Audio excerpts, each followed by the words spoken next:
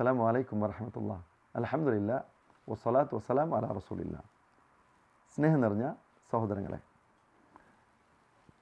സ്ത്രീകളുടെ നോമ്പിനെക്കുറിച്ച് ഒരല്പം സംസാരിക്കാൻ ഉദ്ദേശിക്കുന്നു. അല്ലാഹു സുബ്ഹാനഹു വ തആല സ്ത്രീകൾക്ക് രണ്ട് വിഭാഗം സ്ത്രീകൾക്ക് നോമ്പ് നിർബന്ധമാക്കുന്നില്ല. അതിൽ ഒന്നാമത്തത് ഹൈദും നിഫാസുമുള്ള സ്ത്രീകൾ. ഹൈദിൻ്റെ രക്തവും നിഫാസിൻ്റെ രക്തവും അവർക്ക് നോമ്പ് നോൽക്കുന്ന സമയത്ത് പ്രകടമായാൽ അത് നോമ്പ് അവസാനിക്കുന്ന സമയത്ത് മഗ്രിബ് ബാങ്കിന് തൊട്ടു മുമ്പായാൽ ശരി, അവരുടെ രക്തം പ്രകടമായാൽ അവരുടെ നോമ്പ് മുറിഞ്ഞു പോകുന്നതാണ്. അവർക്ക് നോമ്പ് നിർബന്ധമല്ല. അവർ നോമ്പ് ഖളാ വീട്ടണം, എന്നാൽ അവർ ഫിദിയ നൽകേണ്ടതില്ല.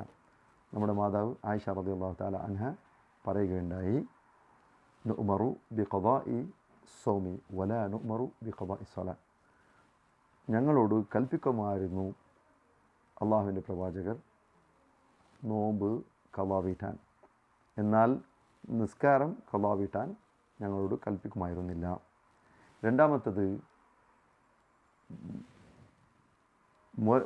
മുലപ്പാൽ നൽകുന്ന സ്ത്രീകളും ഗർഭിണി സ്ത്രീകളും.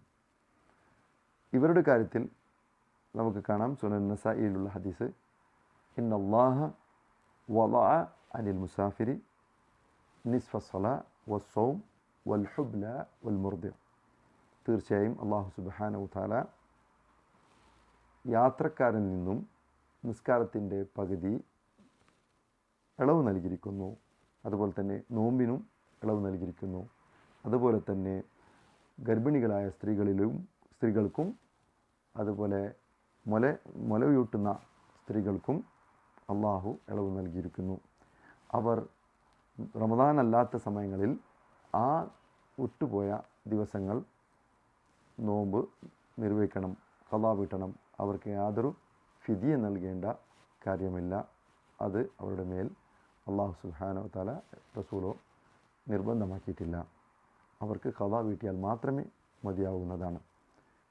ഇങ്ങനെയുള്ള കാര്യങ്ങൾ അത് ജീവിതത്തിൽ പ്രാവർത്തികമാക്കാൻ അല്ലാഹു സുബ്ഹാനഹു വ തആല ഏവർക്കും തൗഫീഖ് നൽകി അനുഗ്രഹിക്കുമാറാകട്ടെ. വബില്ലാഹി തൗഫീഖ് വസല്ലല്ലാഹു അലാ നബിയിന മുഹമ്മദ്.